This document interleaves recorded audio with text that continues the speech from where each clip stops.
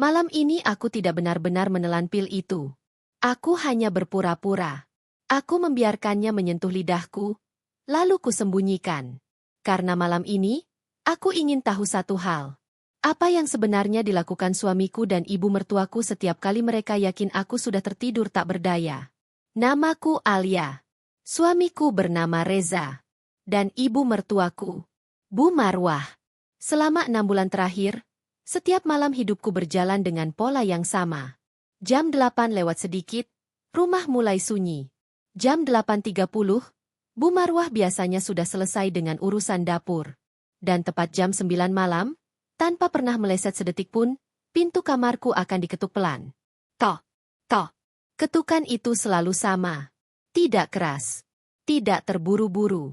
Tapi cukup untuk membuatku refleks duduk tegak di ranjang. Malam itu pun sama.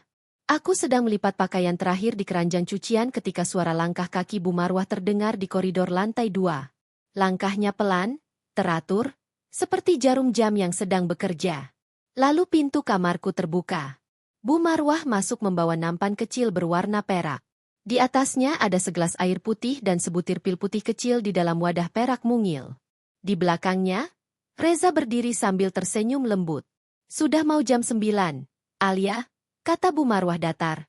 Nada suaranya selalu seperti itu. Tidak pernah lembut. Tidak pernah hangat. Hanya nada perintah yang dibungkus formalitas. Waktunya minum vitaminmu. Aku tersenyum kecil. Iya, Bu. Reza mendekat, mengusap bahuku pelan. Ayo, sayang. Diminum. Ini kan demi kebaikan kita. Bu Marwah menambahkan dengan nada dingin. Vitamin ini bagus untuk kesuburan. Supaya cepat dapat momongan. Itu alasan yang selalu mereka berikan. Sejak 6 bulan lalu. Awalnya aku tidak curiga apapun. Aku hanya ingin menjadi istri yang baik. Aku ingin menjadi menantu yang patuh. Aku ingin menyenangkan mereka. Aku mengambil pil itu, memasukkannya ke mulut, lalu meneguk air putih. Bu Marwah tidak pernah mengalihkan pandangan saat aku menelan pil itu. Matanya yang tajam selalu menatap leherku, memastikan pil itu benar-benar masuk. Baru setelah aku menelan ludah, dia mengangguk pelan. Bagus, katanya singkat. Sekarang segera tidur. Tubuhmu perlu istirahat cukup. Lalu dia menoleh ke Reza. Satria. Tidak, bukan Satria. Reza. Jangan ajak istrimu begadang. Iya, Bu, jawab Reza sambil tertawa kecil. Bu Marwah keluar membawa gelas kosong itu. Reza menutup pintu, lalu memelukku dari belakang. Ibu memang kaku, katanya pelan di telingaku. Tapi dia sayang sama kamu. Dia cuma ingin yang terbaik. Aku mengangguk. Aku selalu mengangguk. Tapi entah sejak kapan, ada sesuatu yang terasa tidak beres. Karena efek dari vitamin, itu aneh. Setiap malam setelah aku meminumnya, aku tidak sekadar mengantuk. Aku langsung tumbang. Tidurku bukan tidur biasa. Tidak ada mimpi. Tidak ada bayangan. Seperti lampu yang langsung dimatikan.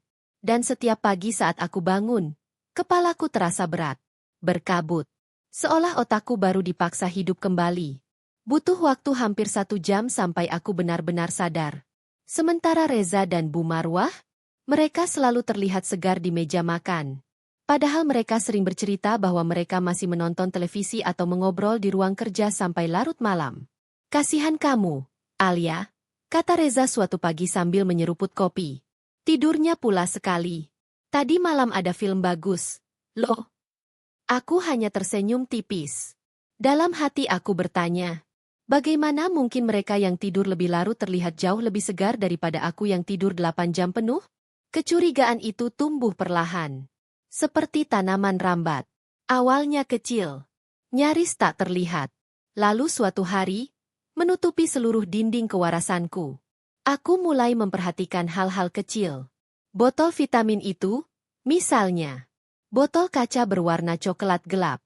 Bu Marwah menyimpannya di lemari obat dapur yang selalu terkunci. Aku tidak pernah diizinkan menyentuh lemari itu. Biar ibu saja yang urus obat-obatan, katanya suatu kali. Kamu urus masak saja. Aku menurut. Sampai suatu pagi, Kejanggalan itu mencapai puncaknya. Malam sebelumnya aku merasa sangat mual setelah makan malam. Beberapa menit setelah minum vitamin, aku muntah di kamar mandi. Dan aku yakin, pil itu ikut keluar bersama muntahanku. Pagi itu aku sedang membuang sampah dapur ke tong besar di luar rumah. Saat aku membuka kantong sampah yang akan diangkut petugas, mataku menangkap sesuatu yang membuat jantungku berhenti berdetak. Di antara kulit bawang dan sisa sayuran, tergeletak botol kaca coklat yang sangat aku kenali. Botol vitamin itu. Aku tertegun. Aku mengambilnya. Kosong. Benar-benar kosong. Tanganku langsung gemetar. Aku ingat betul. 3 hari lalu Bu Marwah berkata ia baru membeli stok baru. Ibu beli botol baru. Isinya masih penuh. Dan tadi malam, dia memberiku pil seperti biasa. Kalau botol ini sudah kosong, pil yang kuminum tadi malam dari mana? Dan kenapa botol yang katanya baru dibeli 3 hari lalu sudah habis dan dibuang hari ini? Aku meremas botol itu kuat-kuat. Tanganku gemetar. Dadaku sesak. Di rumah ini ada kebohongan. Dan kebohongan itu terjadi setiap malam. Sejak menemukan botol kosong itu di tempat sampah, tubuhku terasa seperti hidup dalam kewaspadaan penuh. Aku tetap memasak seperti biasa. Aku tetap membersihkan rumah seperti biasa. Aku tetap tersenyum saat Reza pulang kerja. Tapi di dalam dadaku, jantungku berdetak seperti genderang perang. Setiap senyum Reza kini terasa seperti topeng. Setiap perhatian Bu Marwah terasa seperti duri. Malam itu, jarum jam seakan bergerak lebih lambat dari biasanya. Jam 8:50. Aku sudah duduk di ranjang, berpura-pura santai. Aku sengaja menyiapkan segelas air putih sendiri dan menaruhnya di atas nakas. Kulakukan itu di depan Reza. Aku haus sekali malam ini, kataku santai. Reza hanya mengangguk. Tepat jam 9, ketukan itu terdengar lagi. Tok, tok. Rutinitas yang kini terasa seperti ritual neraka. Pintu dibuka. Bu Marwah masuk membawa nampan kecil itu lagi. Tapi kali ini, ada sesuatu yang berbeda. Bu Marwah tidak membawa gelas air. Hanya pil putih kecil di wadah perak. Airnya sudah ada. Seolah dia tidak mau ada kemungkinan apapun. Bagus, kata Bu Marwah sambil melirik gelas di nakasku. Lalu ia menyerahkan pil itu ke tanganku. Aku menatap pil itu. Begitu kecil. Begitu polos. Tapi menyimpan rahasia yang mengerikan. Tanganku sedikit gemetar. Reza berdiri di sana, tersenyum. Bu Marwah menatapku dengan mata tajam. Dingin, seperti elang mengawasi mangsanya. Ayo, Alia, katanya. Diminum. Aku menarik napas dalam-dalam. Aku sudah memikirkan momen ini sepanjang hari. Aku mengangkat tangan kananku yang memegang pil ke mulut. Bersamaan dengan itu, aku mengangkat gelas dengan tangan kiriku.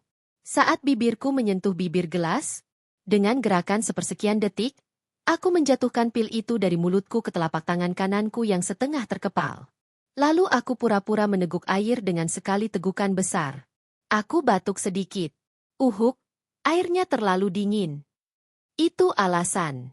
Pil itu kini aman, tersembunyi di genggamanku, terlindung oleh lipatan hijabku. Kamu tidak apa-apa? Tanya Reza, tanpa curiga. Tidak apa-apa, Mas, jawabku cepat. Hanya kaget. Bu Marwah menyipitkan mata. Aku bisa merasakan tatapannya menelanjangiku. Sudah diminum? Tanyanya tajam. Aku mengangguk cepat. Sudah, Bu. Terima kasih. Beberapa detik terasa seperti keabadian. Akhirnya Bu Marwah mengangguk kecil. Baiklah. Selamat tidur. Ia berbalik dan keluar. Reza mengecup keningku sebelum ikut keluar dan menutup pintu. Aku tahu, Reza biasanya akan kembali lagi nanti. Tapi biasanya dia dan ibunya akan berbicara dulu di lantai bawah. Begitu pintu tertutup rapat, aku langsung berlari ke kamar mandi. Tanganku gemetar saat membuka genggaman. Pil putih kecil itu ada di sana. Nya. Bukti kebohongan mereka. Aku membungkus pil itu dengan selembar tisu, lalu menyembunyikannya di tempat yang aku yakin tidak akan pernah disentuh Reza atau Bu Marwah. Di dalam kotak pembalut. Kulempar jauh ke sudut lemari paling atas. Malam itu, aku tidak tidur. Aku hanya berpura-pura. Saat Reza masuk kamar, Aku mengatur napasku agar terdengar dalam dan teratur. Jantungku berdebar kencang. Aku menunggu. Menunggu apa yang akan terjadi selanjutnya. Keesokan paginya, aku tahu aku harus bertindak cepat. Aku tidak bisa menyimpan pil itu selamanya. Aku harus tahu, itu apa sebenarnya. Aku sudah menyiapkan alasan. Aku mendatangi Bu Marwah di dapur. Bu, kataku lembut. Hari ini ada pengajian khusus muslimah di Masjid Agung. Aku ingin ikut. Bu Marwah menoleh curiga. Pergi sendiri? Kenapa tidak minta Reza mengantar? Mas Reza kan kerja, Bu. Jawabku tenang. Tidak apa-apa. Aku bisa naik ojek online. Aku menunduk sopan. Ini pengajian penting sekali, Bu. Bu Marwah terdiam beberapa saat. Akhirnya ia mengangguk. Meski wajahnya jelas tidak suka. Aku keluar rumah dengan jantung berdebar. Aku naik ojek online. Tapi aku tidak menuju masjid. Aku mengarahkan pengemudi ke daerah ruko yang jauh dari rumah kami, tempat apotek-apotek kecil berderet. Aku memilih apotek yang paling sepi. Dijaga oleh seorang apoteker wanita paruh baya yang terlihat ramah. Aku masuk dengan langkah gugup. Tanganku gemetar saat mengeluarkan pil yang terbungkus tisu. Permisi, Bu, kataku pelan. Saya mau tanya. Sebelumnya maaf. Aku menunduk, berpura-pura ragu. Saya menemukan ini di saku baju suami saya. Katanya vitamin, tapi saya khawatir. Aku terpaksa berbohong. Apa ibu bisa bantu saya? Ini obat apa sebenarnya? Apoteker itu mengambil pil itu. Ia mengamatinya di bawah cahaya lampu. Membolak-baliknya. Memperhatikan guratan kecil di tengah pil. Perlahan, wajah ramahnya berubah serius. Ibu, katanya pelan namun tegas. Ini bukan vitamin. Napas aku tertahan. Lalu ini apa, Bu? Apoteker itu menatapku dengan tatapan iba. Ini alprazolam. Aku merasa kakiku melemas. Obat penenang, lanjutnya. Termasuk golongan psikotropika. Aku menelan ludah. Dan dosisnya? Ia berhenti sejenak, lalu menatapku lebih dalam. Ini dosis yang cukup tinggi. Dunia seakan runtuh di bawah kakiku. Obat ini tidak boleh diminum sembarangan, lanjutnya. Harus dengan resep dokter yang ketat. Ia mendekat sedikit, menurunkan suara. Kalau dikonsumsi setiap hari, dalam jangka panjang, tanpa pengawasan, apalagi dosis setinggi ini. Ia menghela napas. Bisa merusak saraf, menimbulkan ketergantungan, bahkan berbahaya bagi jantung. Kepalaku berdengung. Merusak saraf. Berbahaya. Jadi selama ini, setiap malam, Reza dan Bu Marwah bukan hanya membuatku tidur. Mereka meracuniku secara perlahan. Aku berterima kasih pada apoteker itu dengan bibir gemetar. Aku keluar dari apotek dengan pandangan kosong. Kebenaran itu jauh lebih buruk dari yang kubayangkan. Mereka tidak sekadar menyembunyikan sesuatu. Mereka rela membahayakan nyawaku untuk menutupi rahasia mereka. Aku berjalan tanpa arah. Menangis di balik hijabku. Saat aku tiba di depan gerbang rumah, air mataku sudah kering. Rasa takutku sudah hilang. Yang tersisa, hanya amarah yang dingin. Malam ini, pikirku, aku akan memberikan apa yang mereka mau. Aku akan pura-pura tidur lagi. Tapi kali ini, mataku akan terbuka. Malam itu rumah terasa berbeda. Bukan karena lebih sunyi. Tapi karena aku tahu, aku sedang berada di dalam sarang musuh. Aku memasak makan malam dengan tangan yang berusaha tidak gemetar. Setiap bunyi sendok mengenai piring terasa terlalu keras di telingaku. Reza duduk di meja makan, menatapku seperti biasa. Tapi kini senyumnya tidak lagi hangat. Bagiku, senyum itu terlihat seperti topeng. Bu Marwah duduk di ujung meja, menatap setiap gerakku tanpa berkedip. Kamu pucat sekali, Alia, kata Reza akhirnya. Kamu tidak enak badan? Aku hampir tertawa getir. Sedikit pusing, Mas, jawabku pelan. Mungkin karena cuaca. Nanti setelah minum vitamin dan istirahat pasti membaik. Aku sengaja menekankan kata vitamin. Bu Marwah menatapku tajam. Makanya jangan tunda minum vitaminmu, katanya dingin. Tepat jam 9. Istirahat yang cukup itu kunci kesehatan. Iya, Bu, jawabku menunduk. Jam berdetak terasa lambat. Pukul 8.50. Aku sudah berada di kamar. Jantungku berdetak begitu kencang sampai aku takut Reza bisa mendengarnya. Ini bukan lagi soal curiga. Ini soal hidup dan mati. Aku ke kamar mandi, membasuh wajah. Aku menatap pantulan diriku di cermin. Wanita berhijab di hadapanku tampak lelah. Matanya menyimpan ketakutan, tapi juga kemarahan yang mulai membara. Kamu bisa melakukan ini, bisikku pada diri sendiri. Aku mengambil kapas, membasahinya sedikit dengan air, lalu menyelipkannya ke saku gamis rumahku. Aku sudah punya rencana. Tepat jam 9, ketukan itu terdengar. Tok, tok, pintu dibuka. Bu Marwah masuk. Reza mengikutinya. Ritual itu dimulai lagi. Bu Marwah menyerahkan pil putih kecil itu. Reza memegang segelas air. Ayo, Alia, kata Reza lembut. Diminum. Aku mengambil pil itu. Kali ini, aku tidak ragu. Aku langsung memasukkannya ke mulut. Tapi aku tidak menelannya. Dengan gerakan lidah yang sudah kulatih sejak siang, aku menyelipkan pil itu di bawah lidahku, menempelkannya di gusi. Rasanya pahit, getir, langsung menyengat indera perasa. Aku segera mengambil gelas air dari tangan Reza. Terima kasih, Mas. Aku meneguk air itu dalam satu tegukan besar. Aku memastikan tenggorokanku bergerak jelas. Bu Marwah mengawasi seperti biasa. Matanya tidak lepas dari leherku. Beberapa detik berlalu. Aku tersenyum tipis. Sudah, Bu. Bagus, kata Bu Marwah singkat. Cepat tidur. Aku langsung bergerak. Aku ke kamar mandi dulu sebentar. Bu, kataku cepat. Mas, mau buang air kecil? Suaraku sedikit terdengar aneh karena pil itu masih di mulutku. Jangan lama-lama, gerutu Bu Marwah. Reza tersenyum kecil. Iya, habis itu langsung tidur ya. Aku mau bicara dulu sama ibu di bawah. Itu kesempatanku. Begitu mereka keluar dan pintu kamar tertutup, aku berlari ke kamar mandi. Aku mengunci pintunya. Aku berlutut di depan kloset. Aku memuntahkan pil yang sudah mulai sedikit hancur itu. Rasa pahitnya memenuhi mulutku. Aku menekan tombol siram. Lalu berkumur berkali-kali sampai lidahku mati rasa. Aku menempelkan kapas basah ke keningku. Aku keluar dari kamar mandi. Mematikan lampu kamar. Hanya menyisakan lampu tidur yang temaram. Aku berbaring di ranjang. Menarik selimut sebatas dada. Tahap pertama berhasil. Sekarang bagian tersulit. Aku harus berpura-pura tertidur pulas. Aku mengatur napasku. Dalam. Teratur. Seperti orang yang benar-benar terbius obat tidur dosis tinggi. Adrenalin membuat mataku ingin terbuka. Tapi aku memaksa kelopak mataku tetap tertutup. Aku tidak tahu berapa lama waktu berlalu. 1 jam. Pukul 10 malam.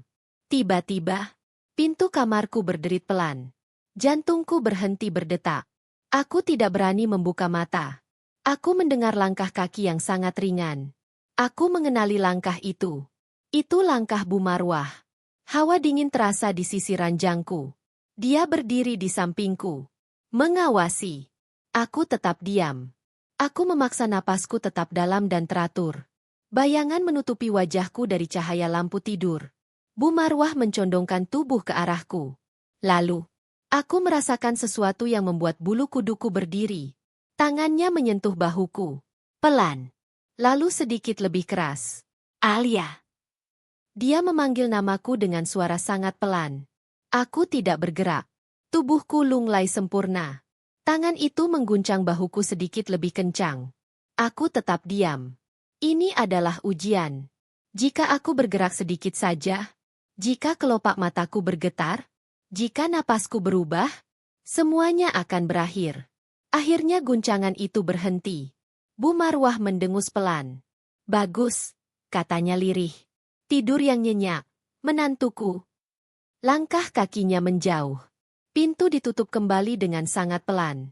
Baru setelah itu, aku bisa bernapas. Air mata panas menggenang di pelipis mataku. Betapa jahatnya mereka. Mereka bukan hanya membiusku. Mereka memeriksaku. Seperti tahanan. Aku menunggu lagi. 30 menit.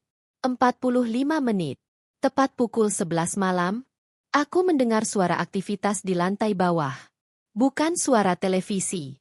Bukan suara obrolan santai. Aku mendengar suara benda berat digeser di lantai keramik. Suara srek yang pelan tapi jelas. Lalu, suara bisikan. Bukan dari ruang keluarga, tapi dari arah yang lebih jauh. Dari arah ruang kerja Reza. Ruang terlarang itu. Ruangan yang sejak aku menikah tidak pernah boleh aku masuki. Ibu bilang ruangan itu menyimpan dokumen penting almarhum ayah. Begitu alasan Bu Marwah. Aku bangkit dari ranjang. Hijab bergo yang biasa kupakai untuk tidur sudah terpasang. Aku bergerak tanpa suara. Kakiku menapak di lantai kayu yang dingin. Aku membuka pintu kamar seperlahan mungkin, hanya menyisakan celah sempit. Lorong lantai 2 gelap gulita. Tapi di ujung tangga, aku melihatnya. Cahaya redup. Bukan dari ruang tamu, tapi dari celah di bawah pintu ruang kerja. Jantungku berdebar bukan karena takut lagi, tapi karena amarah. Aku menuruni tangga satu persatu.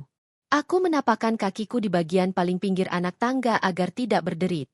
Rumah itu hening. Hanya bisikan-bisikan pelan dari balik pintu itu. Aku semakin dekat. Dan semakin jelas suara-suara itu. Ada suara Bu Marwah, dingin dan berwibawa. Ada suara Reza, patuh dan sedikit gugup. Dan, ada suara lain. Suara pria berat. Asing. Aku berdiri tepat di depan pintu ruang kerja. Pintu kayu jati tebal itu tertutup rapat. Aku menempelkan telingaku. Pastikan semuanya aman, Reza, kata Bu Marwah. Jangan sampai ada kesalahan. Iya, Bu. Semua sudah dicatat, jawab Reza. Barangnya berkualitas bagus, kata suara pria asing itu. Klien kami pasti akan suka. Pembayaran seperti biasa. Klien. Pembayaran. Kata-kata itu membuat darahku dingin. Aku baru akan bergerak mundur, saat tiba-tiba terdengar langkah kaki mendekati pintu dari dalam. Aku panik. Aku langsung berlari kecil dan bersembunyi di balik tirai tebal ruang tamu. Pintu ruang kerja terbuka. Reza keluar. Dia menoleh ke kiri, ke kanan, memeriksa keadaan. Jantungku serasa mau copot. Aku menahan napas di balik tirai. Reza tidak melihatku. Dia berjalan ke arah dapur. Aku mendengar suara lemari es dibuka. Itu kesempatanku. Saat Reza masih berada di dapur, aku bergerak. Cepat, tapi setenang mungkin. Aku keluar dari balik tirai, melangkah tanpa suara menuju pintu ruang kerja yang kini sedikit terbuka. Aku tidak masuk. Aku tidak berani. Aku hanya mengintip dari celah pintu selebar beberapa sentimeter. Dan malam itu, apa yang kulihat membuat napasku berhenti. Dadaku terasa seperti dihantam palu besar.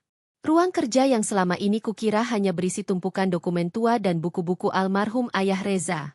Ternyata bukan ruang kerja biasa. Di bawah cahaya lampu gantung temaram, pemandangan di dalam ruangan itu terlihat seperti sebuah ruang pamer rahasia. Bu Marwah berdiri di tengah ruangan. Tegak. Dia tidak terlihat seperti ibu mertua disiplin yang setiap hari mengawasi dapur dan jam tidurku. Malam itu, Bu Marwah mengenakan gaun beludru gelap. Rambutnya disanggul rapi. Di lehernya tergantung kalung berlian yang menyilaukan. Dia tampak seperti seorang ratu. Di hadapannya duduk dua orang pria yang tidak kukenal. Mereka mengenakan setelan jas formal berwarna gelap, rapi. Wajah mereka kaku dan serius. Mereka bukan preman.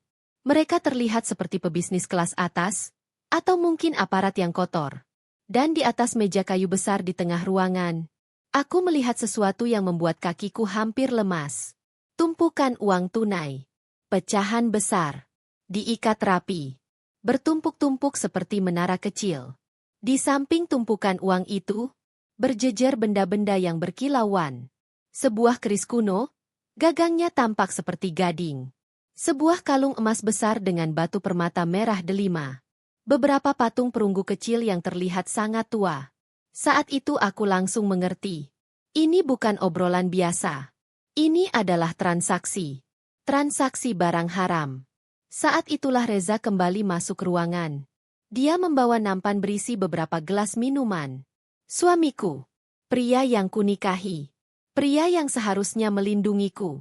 Malam itu, dia terlihat seperti pelayan. Silakan, tuan-tuan, kata Reza dengan suara merendah.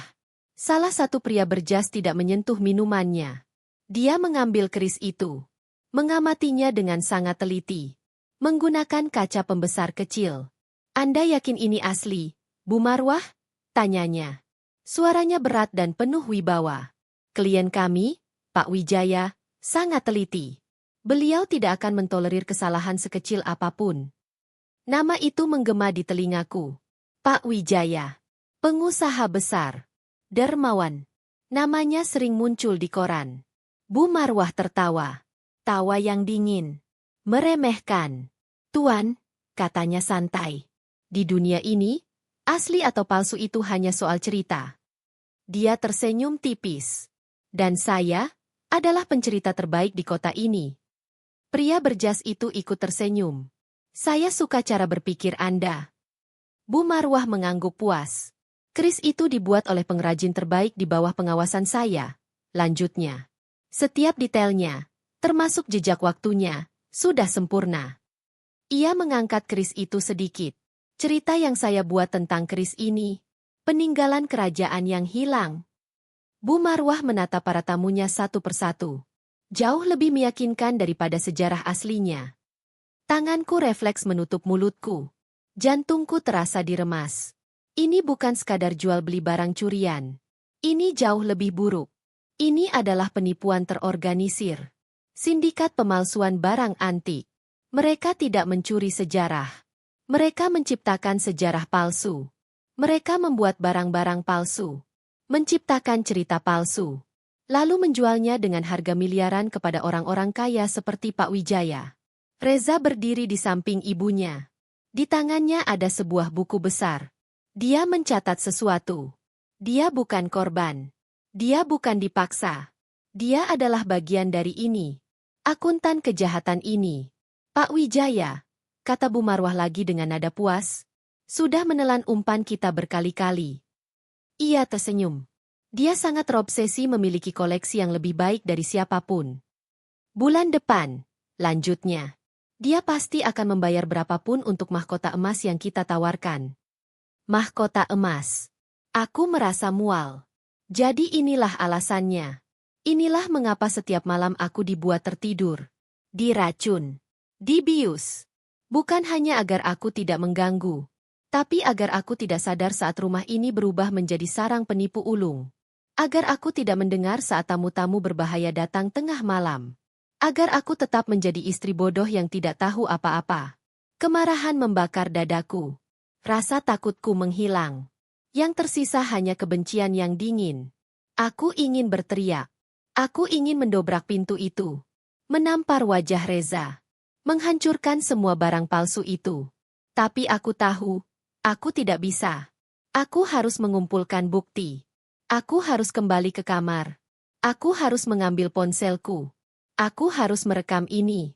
Aku mundur perlahan. Sangat pelan. Tapi aku lupa satu hal. Di lorong gelap itu, ada lemari konsol kecil. Di atasnya berdiri guci keramik kesayangan Bu Marwah. Siku gamisku menyenggol guci itu. Guci itu tidak jatuh, tapi bergeser. Sedikit. Namun suara geserannya terdengar sangat nyaring di keheningan malam. Di dalam ruang kerja, semua percakapan langsung berhenti. Hening. Seperti waktu membeku. Aku membeku. Tubuhku kaku. Aku tidak bisa bernapas. Lalu suara Bu Marwah terdengar. Dingin. Penuh ancaman. Siapa di luar? Suaranya melengking menusuk jantungku. Aku berdiri di lorong gelap. Hanya beberapa meter dari pintu ruang kerja. Jika aku tertangkap sekarang, aku tahu aku tidak akan melihat matahari terbit lagi. Biar aku periksa. Bu, kata Reza. Suaranya terdengar gugup tapi patuh. Langkah kaki mendekati pintu. Aku memejamkan mata erat-erat. Aku tidak bisa lari ke tangga. Setiap gerakan akan terdengar. Aku hanya bisa menekan tubuhku ke dinding lorong yang dingin. Berdoa agar kegelapan menelanku. Pintu terbuka lebih lebar. Cahaya dari ruang kerja tumpah ke lorong. Bayangan panjang menari di dinding. Reza melangkah keluar. Dia melihat ke kiri. Ke arah tangga. Kosong. Lalu ke kanan. Ke arah ruang tamu. Kosong. Dadaku terasa mau meledak. Tidak ada siapa-siapa. Bu, kata Reza akhirnya. Mungkin hanya tikus. Atau rumah ini memang sudah tua. Jangan bodoh, bentak Bu Marwah dari dalam ruangan. Periksa guci di lemari konsol. Reza berjalan ke arahku. Ke arah lemari konsol itu. Hanya sejarak 1 lengan dari tempat aku menempel di dinding. Aku bisa mencium aroma parfum mahalnya. Aroma yang kini membuatku mual. Reza menyalakan lampu lorong. Terang. Sangat terang. Aku seharusnya terlihat. Tapi dalam kepanikanku, aku menekan tubuhku ke ceruk pilar dinding yang sedikit menjorok ke dalam. Reza melihat guci itu. Gucinya memang sedikit bergeser, katanya. Mungkin getaran. Dia membenarkan posisi guci itu. Lalu berbalik. Pastikan istrimu masih tidur. Perintah Bu Marwah dari dalam. Dia sudah minum obatnya. Bu, dosisnya kuat, jawab Reza. Tidak mungkin dia bangun. Aku mendengar langkah Reza menaiki tangga. Dia akan memeriksa kamarku. Tapi sebelum dia sampai, Bu Marwah berteriak dari bawah. Cepat kembali. Kita tidak bisa menunggu. Langkah Reza di tangga berhenti. Baik, Bu. Dia berlari turun lagi. Masuk ke ruang kerja. Pintu ditutup. Aku akhirnya bisa bernapas. Tubuhku luruh. Kakiku lemas. Aku bersandar ke dinding, gemetar hebat. Air mata mengalir tanpa suara. Aku baru saja lolos dari kematian. Dengan sisa tenaga yang kumiliki, aku merayap naik ke kamar. Menutup pintu. Menguncinya. Dan malam itu, aku tidak tidur sama sekali. Aku kembali ke kamarku dengan tubuh gemetar. Aku menutup pintu perlahan. Menguncinya. Lalu merosot duduk di lantai di balik pintu itu. Tangisku keluar tanpa suara. Aku menutup mulutku dengan hijab agar isakanku tidak terdengar. Aku menangisi nasibku. Menangisi pengkhianatan suamiku. Menangisi kebodohanku sendiri yang terlalu percaya. Malam itu aku tidak tidur sama sekali. Aku duduk memeluk lutut sampai azan subuh berkumandang. Begitu cahaya pagi masuk dari sela jendela, aku tahu satu hal. Hari ini aku harus menjadi Alia yang paling bodoh dan paling lemah. Aku harus memainkan peran yang mereka harapkan. Saat Reza masuk kamar setelah subuh, aku sudah kembali ke ranjang. Aku pura-pura tertidur lelap. Tubuhku kubuat lunglai. Wajahku kubuat pucat. Di meja makan pagi itu, aku tampil seperti orang yang benar-benar masih terbius. Kepalaku sedikit terkulai. Mataku setengah terbuka. Bu Marwah menatapku lama sambil mengoleskan selai rotinya. Kamu terlihat sangat lelah, Alia. Katanya dingin. Sepertinya efek vitaminnya bagus sekali. Iya, Bu, jawabku dengan suara serak. Kepalaku pusing, badanku lemas. Bagus, katanya tanpa simpati. Itu tandanya vitaminnya bekerja. Aku memaksakan sepotong roti masuk ke tenggorokanku. Setiap gerakanku diawasi. Insiden Guci tadi malam pasti membuat Bu Marwah lebih waspada. Aku harus meyakinkan mereka bahwa aku masih dalam kendali. Mas. Bu, kataku pelan. Sepertinya aku tidak enak badan hari ini. Aku menunduk, berpura-pura rapuh. Bolehkah aku istirahat di kamar saja? Aku tidak sanggup bersih-bersih. Reza tampak khawatir. Tentu, sayang. Istirahat saja. Nanti aku panggilkan dokter. Tidak perlu, potong Bu Marwah cepat. Matanya melotot ke arah Reza. Dia tidak sakit. Dia hanya perlu adaptasi dengan vitaminnya. Lalu Bu Marwah menatapku dingin. Biarkan dia di kamar. Lebih baik dia tidur sepanjang hari. Aku menunduk. Di balik wajah pucatku, ada senyum sinis kecil yang hampir muncul. Rencanaku berhasil. Seharian itu aku mengunci diri di kamar. Aku berpura-pura tidur. Padahal di balik pintu terkunci itu, pikiranku bekerja tanpa henti. Aku tahu, aku harus masuk ke ruang kerja itu. Tapi bagaimana? Ruang kerja selalu dikunci. Dan kuncinya selalu dibawa Bu Marwah. Kesempatan itu datang 2 hari kemudian. Selama 2 hari itu aku terus memainkan peran sebagai istri yang sakit. Aku hanya keluar kamar untuk makan dan salat. Lalu kembali ke kamar. Bu Marwah dan Reza mulai terlihat santai. Mereka mengira aku sudah kembali menjadi boneka yang bisa mereka kendalikan. Pagi itu, Bu Marwah bersiap pergi ke arisan berliannya. Acara sosial penting untuk menjaga citra. Dan mungkin, mencari korban baru. Reza juga harus pergi ke kantornya. Sebuah perusahaan properti fiktif yang sebenarnya hanyalah kedok pencucian uang mereka. Ini adalah pertama kalinya aku sendirian di rumah sejak mengetahui rahasia itu. Aku mengantar mereka sampai pintu depan dengan wajah pucat dan langkah gontai yang kubuat-buat. Hati-hati di jalan, Mas, kataku lirih. Ibu. Bu Marwah menatapku sebelum masuk mobil. Jaga rumah baik-baik. Jangan terima tamu siapapun. Lalu kalimat terakhirnya menusuk. Dan ingat, tidur siang. Mobil mewah itu keluar dari gerbang. Begitu mobil mereka menghilang dari pandangan, wajahku berubah. Wajah pucat itu mengeras. Mataku yang sayu kini berkilat tajam. Aku berlari ke dapur. Aku tahu ruang kerja itu dikunci. Tapi aku juga tahu satu hal tentang Bu Marwah. Dia sombong. Dan orang sombong selalu merasa cara berpikirnya paling pintar. Dia pasti tidak membawa kunci itu. Dia pasti menyembunyikannya di tempat yang menurutnya cerdas. Aku mulai mencari. Di bawah pot tanaman hias. Tidak ada. Di balik lukisan ruang makan. Tidak ada. Di dalam stoples gula. Tidak ada. Dadaku mulai sesak. Aku berdiri di lorong menatap pintu ruang kerja itu. Pintu neraka. Di mana kuncinya? Bisikku panik. Lalu aku teringat sesuatu. Di dinding lorong, tidak jauh dari pintu ruang kerja, tergantung bingkai foto besar. Foto almarhum ayah Reza. Bu Marwah selalu memastikan foto itu bersih dan lurus setiap hari. Dulu aku pikir itu tanda cinta. Sekarang aku tahu, itu tanda obsesi pada kontrol. Aku mendekati bingkai foto itu. Aku menggesernya. Dan benar saja. Di balik bingkai itu, sebuah kunci kecil berwarna perak tertempel dengan selotip. Tanganku gemetar saat melepaskan kunci itu. Aku memasukkan kunci ke lubang pintu ruang kerja. Memutarnya perlahan. Klik.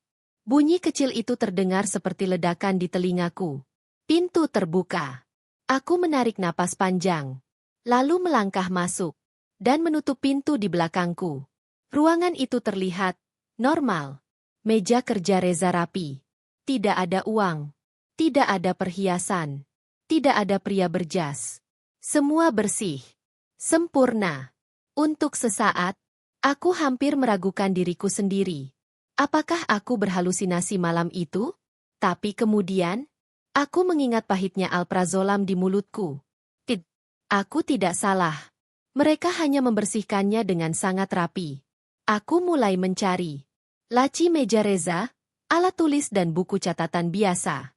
Lemari buku, buku hukum dan bisnis. Aku hampir putus asa. Aku berdiri di tengah ruangan, frustasi.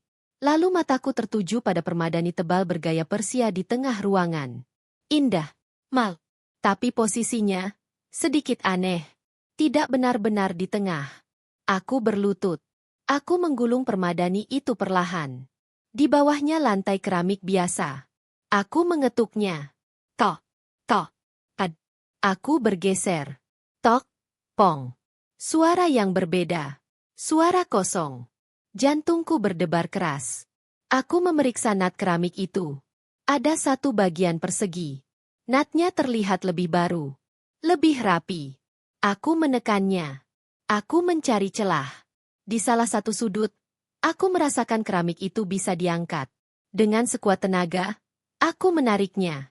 Dan saat itu, aku sadar. Itu bukan keramik. Itu penutup. Di bawahnya, bukan brankas. Bukan laci. Tapi pegangan besi bundar yang tertanam di lantai kayu. Sebuah palka. Pintu lantai tersembunyi. Aku menelan ludah. Rahasia mereka ternyata jauh lebih dalam dari yang kubayangkan. Dengan tangan gemetar, aku menarik pegangan besi itu. Palka terbuka dengan derit pelan. Udara apek langsung menyergap. Debu, kayu lapuk, dan sesuatu yang lain. Bau kimia. Di bawahnya terlihat tangga kayu curam menuju kegelapan pekat. Aku berdiri terpaku di depan lubang itu. Bagian waras dalam diriku berteriak. Tutup. Kunci. Lari. Tapi aku tahu, aku tidak bisa lari. Jika aku lari, mereka akan mencariku. Mereka tidak akan membiarkan saksi hidup bebas. Dan ada sesuatu yang lebih kuat dari rasa takut. Kemarahan. Aku tidak akan lari.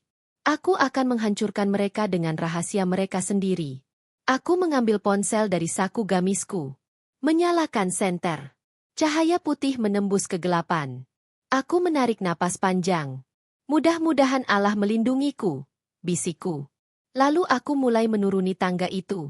Aku menuruni tangga kayu itu pelan-pelan. Sangat pelan. Setiap anak tangga berderit kecil saat kakiku menapak, dan aku harus berhenti sejenak setiap kali bunyi itu terdengar. Tangga itu curam, sempit, dan semakin ke bawah, udaranya semakin dingin dan pengap. Bau apek bercampur sesuatu yang menusuk hidungku. Bukan bau tanah biasa, bukan bau gudang, tapi bau bahan kimia.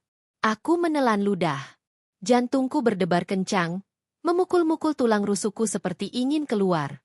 Saat kakiku akhirnya menyentuh lantai beton yang dingin, aku mengarahkan senter ponsel ke sekeliling. Dan apa yang kulihat membuatku hampir menjatuhkan ponsel itu. Ini bukan gudang. Ini bukan ruang penyimpanan. Ini adalah bengkel kerja. Sebuah laboratorium rahasia. Tempat mereka menciptakan kebohongan. Di satu sisi ruangan, berjajar meja-meja kerja panjang. Di atasnya berserakan alat-alat ukir kecil. Palu-palu mungil. Amplas. Pisau pahat dengan berbagai ukuran. Semua tertata rapi. Terlalu rapi untuk sekadar hobi. Di meja lain, aku melihat botol-botol bahan kimia. Aku mengarahkan senter lebih dekat. Labelnya membuat tenggorokanku mengering. Asam sulfat. Patinasi perunggu. Lilin antik. Larutan penuaan logam. Inilah sumber bau tajam itu. Di sisi lain ruangan, bertumpuk bahan mentah. Bukan barang antik, tapi bahan dasarnya. Bongkahan kayu jati tua yang tampak sengaja dipilih, karena seratnya mirip kayu kuno. Lempengan tembaga dan perunggu. Kantong-kantong kecil berisi batu permata yang belum diasah. Bahkan, aku melihat satu set baju zirah samurai yang masih baru dan mengkilap. Jelas replika modern. Menunggu untuk dituakan. Aku melangkah lebih jauh ke dalam. Tanganku gemetar. Di sudut ruangan, aku menemukan sesuatu yang membuat lututku hampir lemas. Barang setengah jadi. Aku melihat sebuah patung dewa Hindu kecil. Setengah dari patung itu sudah dilapisi patina hijau. Terlihat tua. Berkarat alami. Setengah lainnya masih berwarna perunggu baru. Mengkilap. Belum disentuh. Di meja lain, tergeletak sebuah keris. Bilahnya sudah dibuat tampak kusam. Ada karat buatan di beberapa bagian. Tapi gagangnya masih berupa kayu polos. Baru diukir. Menunggu untuk diwarnai. Menunggu untuk diberi retakan buatan. Saat itu, semuanya masuk akal. Aku akhirnya mengerti segalanya. Bu Marwah dan Reza bukan hanya penadah. Bukan hanya penipu biasa. Mereka adalah produsen pusaka palsu kelas kakap. Mereka tidak mencuri sejarah. Mereka menciptakan sejarah palsu. Mereka membuat barang-barang ini dari nol. Merancangnya dengan sangat teliti. Menggunakan bahan kimia untuk membuatnya terlihat tua. Menguburnya di tanah untuk menciptakan jejak waktu. Lalu menciptakan cerita sejarah yang meyakinkan. Transaksi yang kulihat malam itu, keris peninggalan kerajaan yang hilang, semuanya lahir dari ruang pengap ini. Aku merasa mual. Aku teringat kalimat Bu Marwah. Asli atau palsu itu hanya soal cerita. Dan aku sadar, ibu mertuaku bukan orang biasa. Dia seorang seniman. Seorang sejarawan palsu. Seorang ahli kimia. Dan seorang penipu jenius yang kejam. Reza? Dia bukan korban. Dia kaki tangannya. Aku mengarahkan senter ke sudut lain. Aku melihat tumpukan buku. Bukan buku bisnis biasa. Buku-buku sejarah tebal tentang kerajaan Nusantara. Katalog lelang barang antik internasional. Buku metalurgi kuno. Buku geologi. Mereka melakukan riset mendalam untuk setiap kebohongan. Aku tahu. Aku harus mengumpulkan bukti. Tapi apa? Memotret alat-alat ini saja belum cukup. Mereka bisa bilang ini sekadar koleksi atau hobi. Aku butuh sesuatu yang tidak bisa dibantah. Aku mulai membuka setiap meja, setiap laci. Sebagian besar hanya berisi alat. Sampai akhirnya, di bawah meja utama, meja bahan kimia, aku menemukan sebuah laci terkunci. Lacinya sederhana, bukan brankas, tapi cukup untuk menyembunyikan rahasia. Aku panik. Aku tidak punya kuncinya. Tanganku berkeringat. Lalu mataku tertuju pada alat-alat di meja. Aku mengambil kikir besi yang tipis dan kuat. Dengan napas tertahan, aku mencongkel kunci itu. Seli. 2 kali. Ketiga. Klik. Laci terbuka. Di dalamnya, bukan uang, bukan emas, tapi sesuatu yang jauh lebih berbahaya. Buku-buku catatan bersampul kulit hitam. Aku mengambil salah satunya. Tanganku gemetar saat membukanya. Tulisan tangan yang rapi. Elegan. Aku mengenalinya. Itu tulisan tangan Bu Marwah. Ini bukan buku catatan biasa. Ini adalah buku besar kejahatan mereka. Setiap halaman mencatat satu proyek. Di bagian atas tertulis, proyek keris naga sasra palsu. Di bawahnya, rincian biaya. Besi meteorit lokal, Rp500.000. Gading imitasi resin, Rp200.000. Biaya pengrajin, Rp3 juta. Proses penuaan kimia, Rp150.000. Total biaya produksi, Rp3.850.000. Lalu di bagian bawah halaman, aku melihat angka yang membuat dadaku sesak. Klien, Pak Wijaya. Harga jual, Rp1.500.000.000. Sats, terjual. Aku membalik halaman. Dan halaman. Dan halaman lagi. Proyek patung siwa palsu. Biaya produksi, Rp7 juta.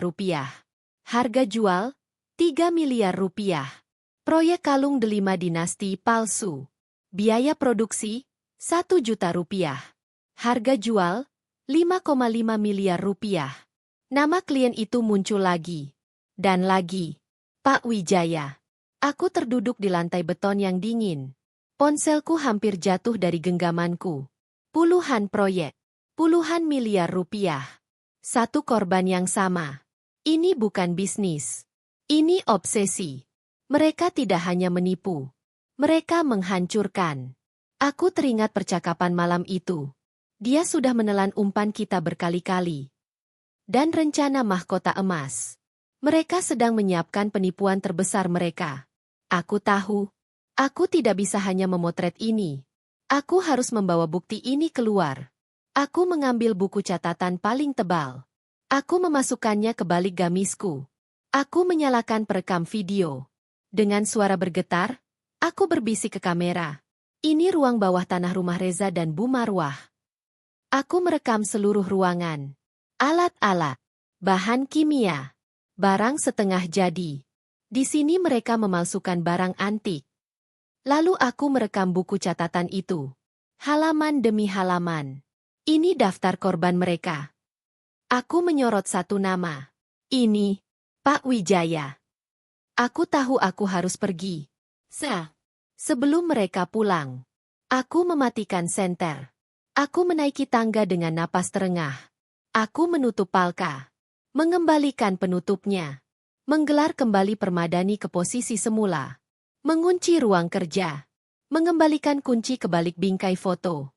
Aku berlari ke kamar. Mengunci pintu. Aku menyembunyikan buku catatan itu di dasar tumpukan mukena dan sajadahku. Tempat paling aman. Aku duduk di tepi ranjang. Jantungku masih berdebar kencang. Aku kini memegang senjata. Tapi satu pertanyaan besar muncul. Kenapa hanya Pak Wijaya? Ini bukan sekadar uang. Ini adalah balas dendam. Aku duduk sendirian di kamarku yang terkunci.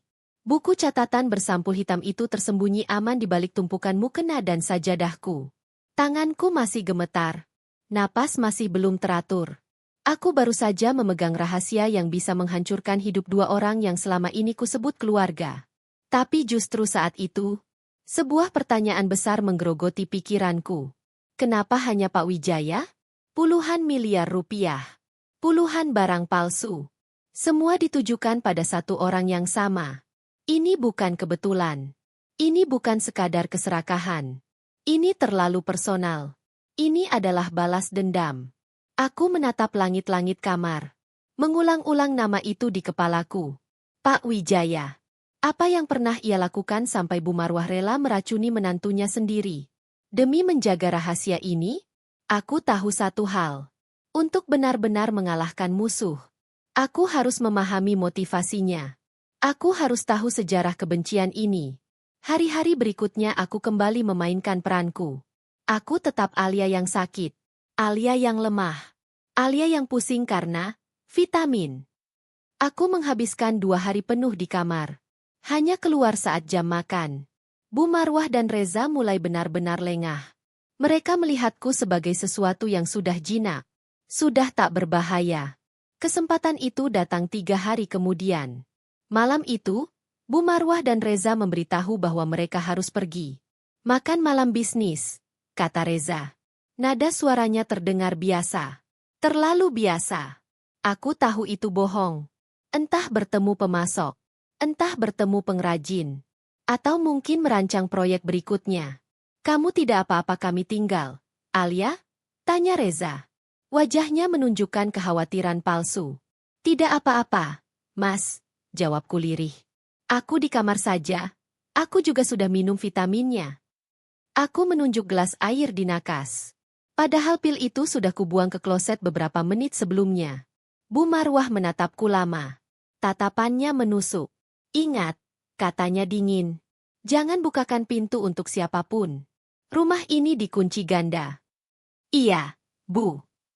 Begitu suara mobil mereka menghilang dari garasi, aku langsung bergerak. Wajah sakitku lenyap. Digantikan fokus dingin. Aku tahu aku tidak bisa masuk ruang kerja lagi. Itu terlalu berisiko. Bu Marwah pasti akan curiga jika aku tertangkap 2 kali. Aku harus mencari sejarah keluarga. Tempat yang menyimpan masa lalu. Aku berlari ke ruang keluarga utama. Ruangan megah dengan perabot kayu jati berat. Di salah satu dinding, ada lemari kaca besar yang terkunci. Di dalamnya tersimpan album-album foto bersampul kulit tebal. Dan beberapa kotak kayu. Bu Marwah selalu melarangku membersihkan lemari itu. Aku tidak panik. Aku sudah mengenali pola pikirnya. Orang sombong cenderung mengulangi trik yang sama. Aku mulai mencari kunci. Di balik vas porselen. Tidak ada. Di bawah taplak meja. Tidak ada. Lalu mataku tertuju pada patung perunggu kecil berbentuk kepala singa di atas perapian palsu. Patung itu tampak berat. Aku menyentuhnya. Menggesernya sedikit. Dan benar saja, di bawah alas bludrunya, terselip gantungan berisi beberapa kunci kecil. Tanganku bergetar saat mengambilnya. Aku mencoba satu persatu. Kunci ketiga, pas. Pintu lemari terbuka dengan derit pelan. Aku mengabaikan album-album pernikahan Reza. Aku mencari yang lebih tua. Di rak paling bawah, aku menemukan album yang lebih tebal dan kusam. Sampulnya bertuliskan satu nama besar. Keluarga Sereno. Aku membuka halaman pertamanya. Foto seorang wanita muda. Cantik. Anggun. Berdiri dengan angkuh di depan sebuah rumah besar. Rumah yang lebih mirip istana. Itu Bu Marwah di masa mudanya. Di foto-foto lain, aku melihatnya bersama ayah dan ibunya. Mereka berdiri di depan sebuah pabrik tekstil raksasa. Ada papan besar bertuliskan Suryanto Textile Group. Dadaku berdebar. Aku mengeluarkan ponsel. Aku tidak mencari nama Bu Marwah. Aku mencari Suryanto Textile Group. Apa yang muncul di layar membuat napasku tertahan.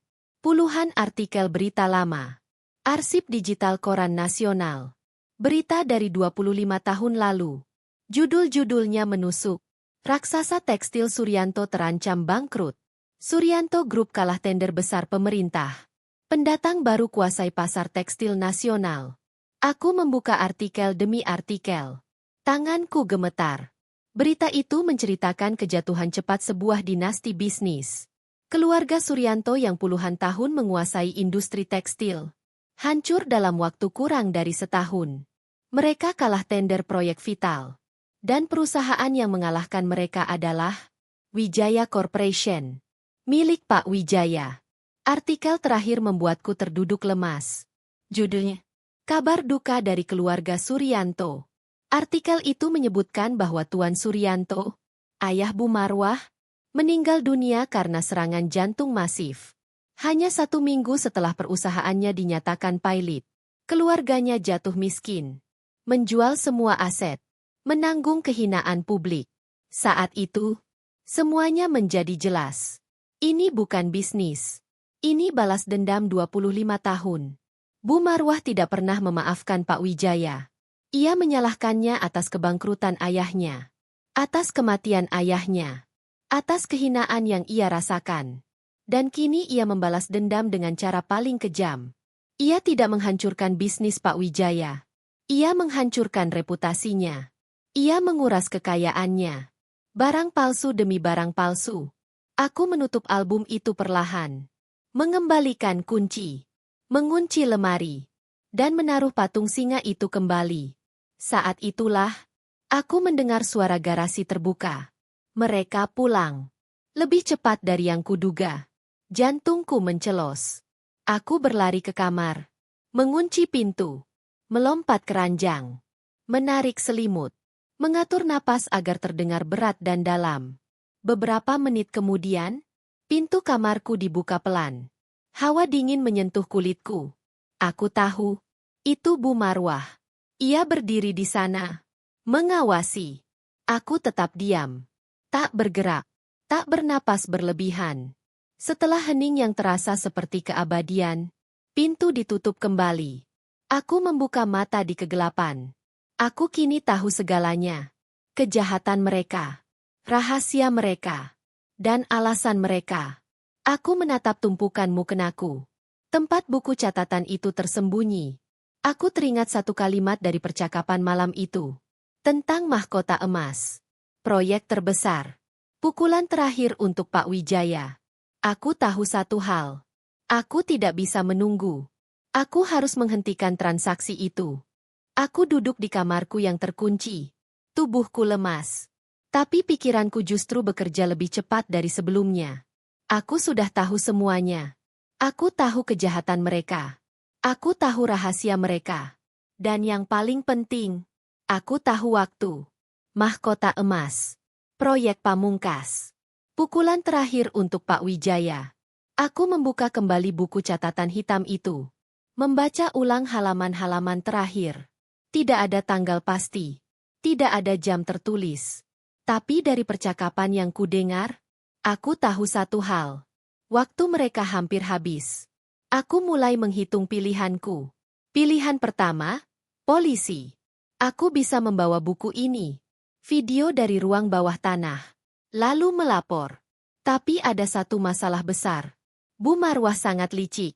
Ia sudah menjalankan semua ini bertahun-tahun tanpa ketahuan. Pria-pria berjas yang kulihat malam itu, mereka tidak terlihat seperti penjahat biasa. Bagaimana jika aparat yang kudatangi justru sudah berada dalam genggaman Bu Marwah? Jika itu terjadi, aku bukan akan dilindungi. Aku akan menghilang. Pilihan kedua, lari. Aku bisa mengemasi barangku. Pergi sejauh mungkin. Tapi aku tahu, mereka tidak akan membiarkanku hidup tenang.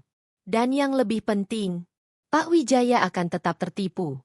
Bu Marwah akan menang. Pilihan ketiga, pilihan paling gila. Pilihan paling berbahaya. Aku tidak pergi ke polisi.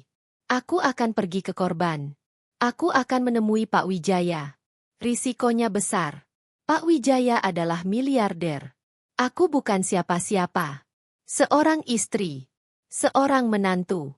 Dan lebih buruk lagi, aku adalah bagian dari keluarga musuhnya. Ia bisa saja menganggapku gila. Atau menganggapku bagian dari jebakan Bu Marwah. Tapi aku punya sesuatu yang tidak bisa dibantah. Buku catatan itu. dan video bengkel kerja mereka. Aku tahu. Aku harus melakukannya. Besok pagi. Aku tidak punya banyak waktu. Keesokan paginya aku tampil dengan wajah yang paling menyedihkan. Aku sengaja tidak banyak minum. Bibirku kubuat kering. Mataku kuhitamkan dengan kurang tidur. Ibu. Mas.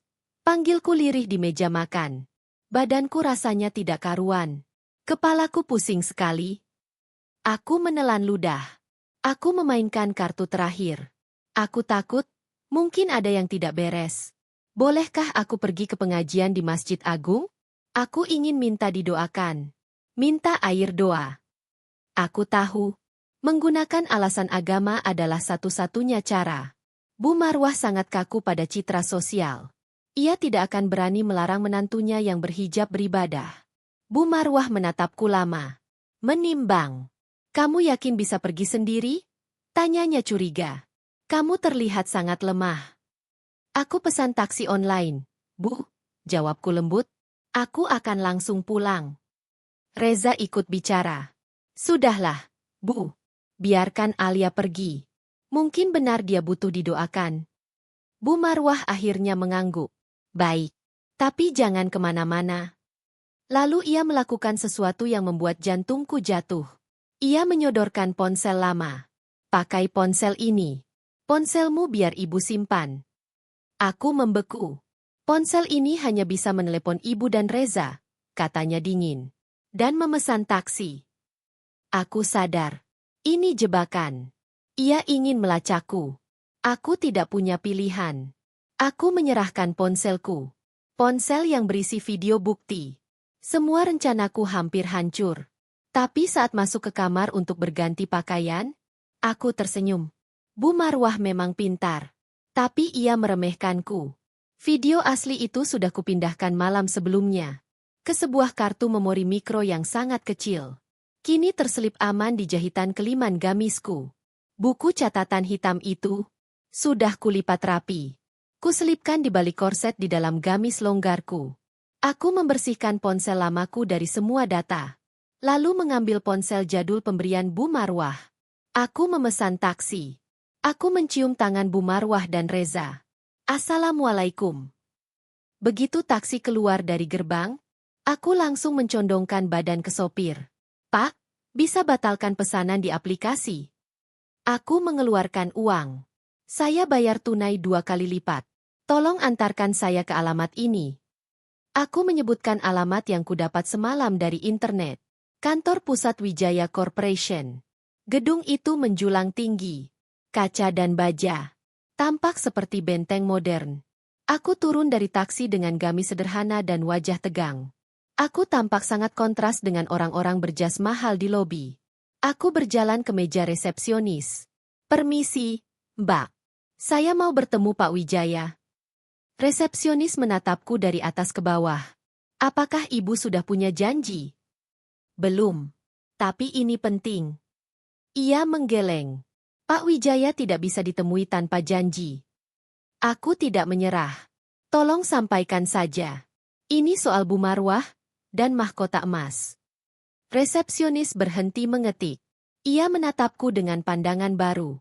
Bukan meremehkan, tapi curiga. Siapa nama ibu? Alia. Ia mengangkat telepon. Pak Hardi, ada seorang wanita di lobi. Namanya Alia. Tidak punya janji, tapi menyebut mahkota emas. Hening. Baik, Pak. Ia menutup telepon. Silakan duduk, Bu. Asisten pribadi Pak Wijaya akan menemui Anda. Aku duduk di sofa kulit yang dingin. Tubuhku gemetar. Aku tahu. Aku sudah melewati garis. Tidak ada jalan kembali. Aku duduk kaku di sofa kulit lobi Wijaya Corporation. Tanganku dingin. Keringat dingin merembes di telapak tanganku meski ruangan itu ber-AC. Ponsel jadul pemberian Bu Marwah ada di genggamanku. Aku sadar, setiap gerakku mungkin sedang dipantau. Aku menarik napas perlahan. Menata diriku. Beberapa menit kemudian, seorang pria tinggi tegap menghampiriku. Setelan jasnya rapi. Wajahnya datar. Ada alat komunikasi kecil di telinganya. Ibu Alia? Tanyanya singkat. Aku mengangguk. Nama saya Hardi. Asisten pribadi Pak Wijaya. Silakan ikut saya. Aku berdiri. Kakiku terasa ringan seperti tidak menyentuh lantai. Aku tidak dibawa ke ruang rapat biasa. Aku diajak melewati lorong khusus. Masuk ke lift pribadi dengan kartu akses. Lift itu melaju ke lantai paling atas. Seng. Saat pintu terbuka, aku masuk ke ruangan yang lebih mirip perpustakaan pribadi daripada kantor. Rak buku kayu gelap menjulang tinggi. Meja kayu mahoni besar berada di tengah. Dan di balik meja itu, duduk seorang pria. Aku langsung mengenalinya. Pak Wijaya. Rambutnya sudah memutih di pelipis. Wajahnya tegas. Dan matanya sangat tajam. Selamat siang, katanya datar. Aku menunduk. Selamat siang, Pak. Pak Hardi berdiri di sudut ruangan. Pak Hardi bilang Anda menyebut nama mahkota emas. Lanjut Pak Wijaya. Itu proyek yang sangat rahasia. Ia melirik jam tangannya. Anda punya 5 menit. Aku menelan ludah. Tenggorokanku kering. Aku tahu. Aku tidak bisa bertele-tele. Nama saya Alia, kataku pelan tapi tegas. Saya adalah istri Reza. Pak Wijaya mengangkat wajahnya. Saya menantu Bu Marwah. Keheningan jatuh seperti palu. Pak Hardi bergerak setengah langkah ke depan. Siaga. Mata Pak Wijaya menyipit. Nurul Suryanto, desisnya pelan. Seperti nama itu racun di lidahnya. Apa ini? Jebakan apa lagi yang wanita itu kirim? Tidak, aku berseru refleks. Suaraku lebih keras dari niatku. Saya di sini untuk menghentikannya. Pak Wijaya tertawa pendek.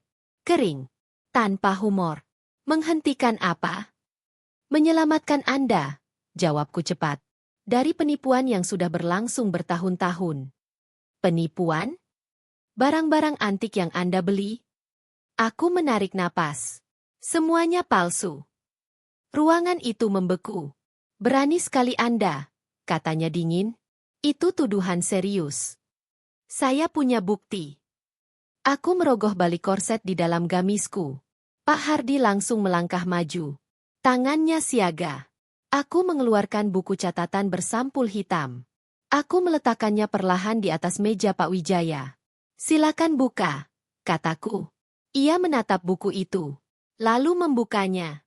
Wajahnya berubah. Halaman demi halaman ia baca. Nama proyek. Nama koleksi kebanggaannya. 2 kolom angka. Biaya produksi. Harga jual. Wajahnya memerah. Tulisan tangan ini, gumamnya. Ia menatapku tajam. Itu tulisan tangan Bu Marwah, jawabku. Ini belum semuanya, lanjutku. Aku merogoh keliman gamisku. Mengeluarkan kartu memori mikro. Pak Hardi, laptop. Perintah Pak Wijaya singkat. Video diputar. Ruang bawah tanah. Alat ukir. Botol kimia. Barang setengah jadi. Dan suaraku di video itu berbisik menjelaskan semuanya. Saat video berakhir, ruangan sunyi. Sangat sunyi. Pak Wijaya berdiri. Ia berjalan pelan. Menatap keluar jendela gedung. 25 tahun, katanya lirih. Saya mengalahkannya dalam bisnis. Ayahnya bangkrut, kataku pelan. Dan meninggal seminggu setelahnya. Ia menutup mata.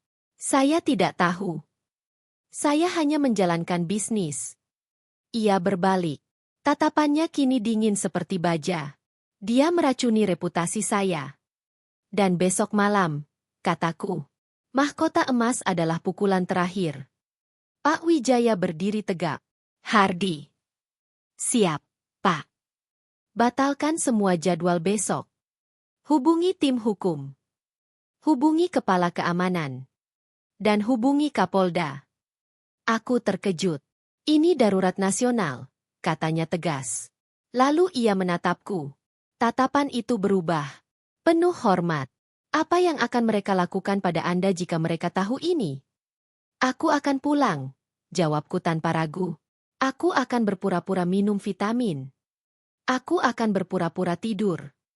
Itu terlalu berbahaya, kata Hardi. Itu satu-satunya cara, jawabku. Pak Wijaya menatapku lama. Kau lebih kuat dari yang kuduga. Aku diantar pulang oleh mobil pribadi Pak Wijaya. Mobil itu berhenti 2 blok sebelum rumah. Agar tidak menimbulkan kecurigaan, kata Pak Hardi singkat. Aku mengangguk. Aku berjalan kaki menyusuri sisa jalan dengan langkah pelan. Wajahku kubuat lelah. Tubuhku kubuat sedikit terhuyung. Begitu masuk rumah, ponsel jadul di sakuku langsung bergetar. Nama Bu Marwah muncul di layar. Kamu di mana, Alia? Suaranya dingin. Baru sampai, Bu, jawabku lirih. Maaf tadi antre air 2 lama sekali. Masuk kamar. Istirahat, katanya singkat. Telepon terputus. Jumat malam tiba. Malam yang mereka tunggu.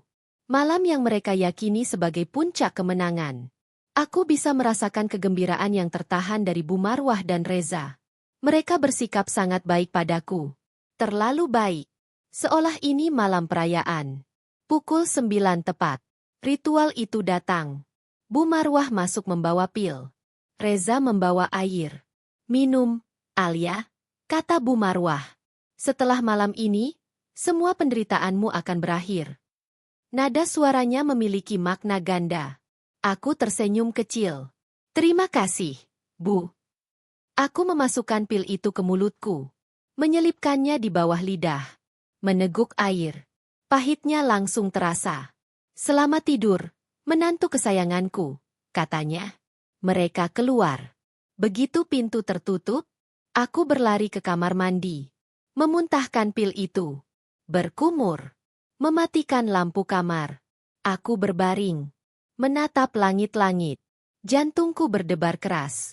Aku hanya bisa menunggu. Pukul 10 malam. Aku mendengar suara mobil memasuki halaman. Bukan mobil biasa. Mobil mewah. Pak Wijaya telah tiba. Aku mendengar suara Bu Marwah yang ramah dibuat-buat. Suara Reza. Suara Pak Wijaya. Dan beberapa pria lain.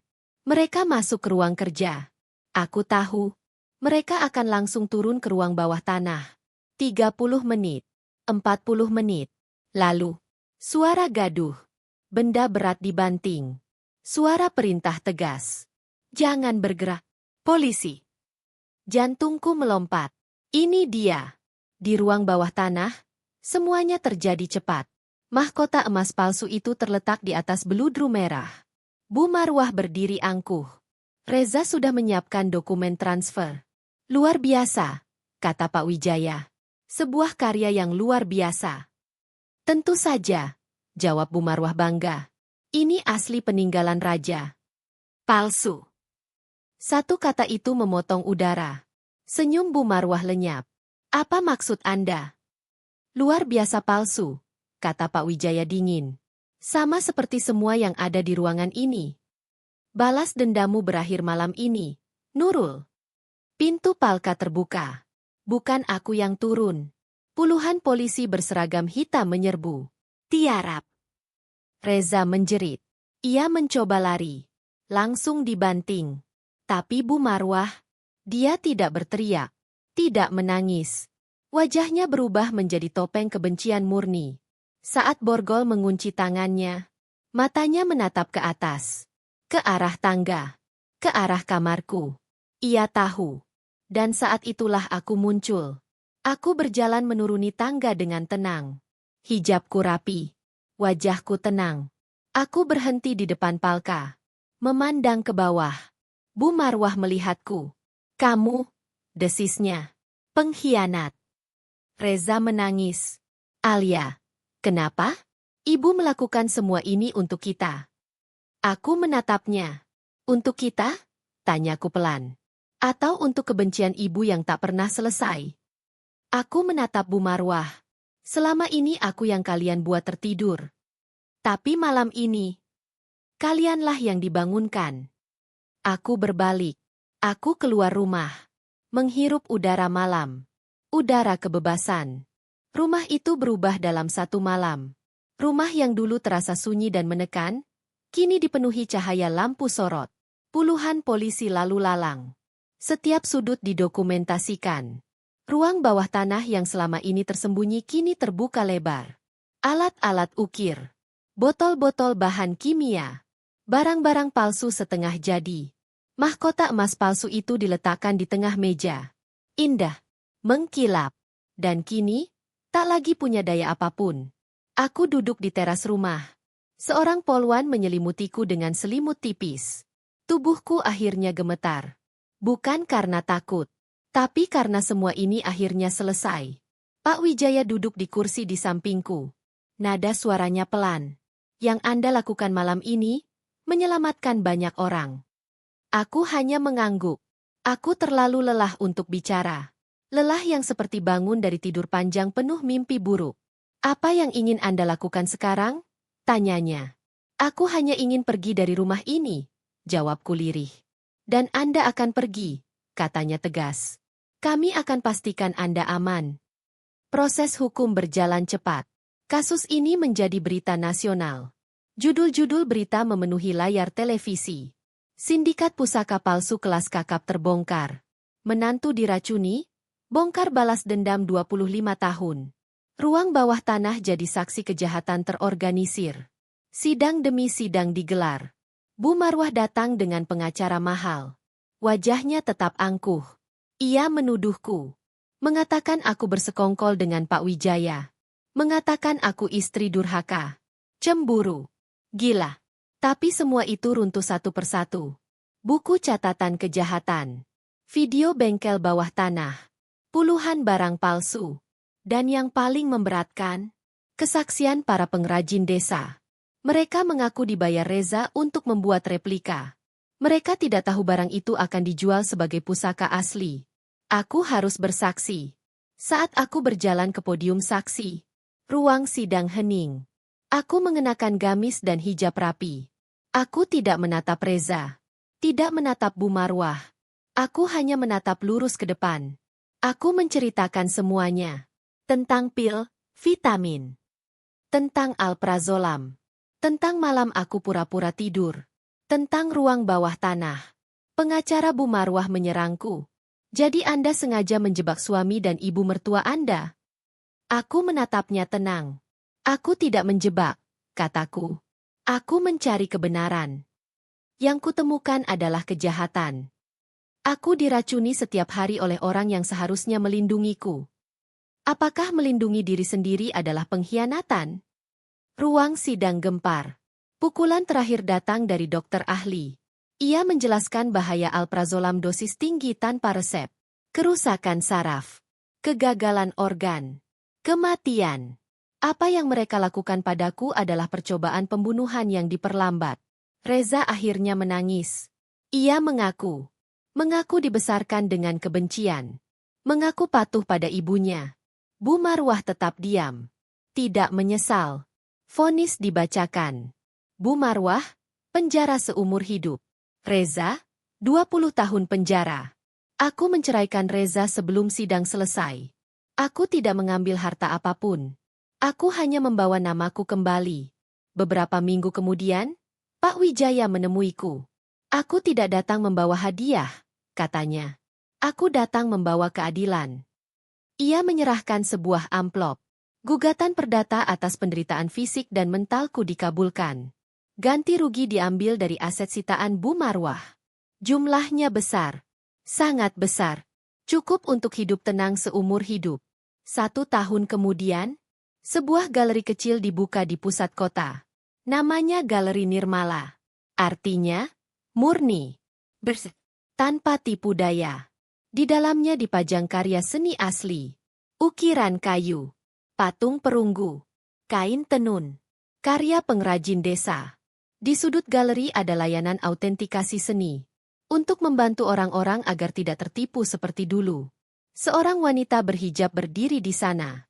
Tersenyum hangat. Matanya jernih. Itu aku. Saat galeri hendak tutup, aku melihat jam di dinding. Pukul 10 malam. Dulu, jam itu adalah saat aku tak sadar. Terbius. Tak berdaya. Malam ini, pukul 10 malam adalah akhir rapat Dewan Galeri. Aku tidak mengantuk. Aku tidak takut. Aku merasa hidup. Aku mematikan lampu galeri. Menguncinya. Melangkah keluar. Menghirup udara malam. Aku tidak lagi pura-pura tidur. Aku terjaga. Dan akhirnya, aku bebas.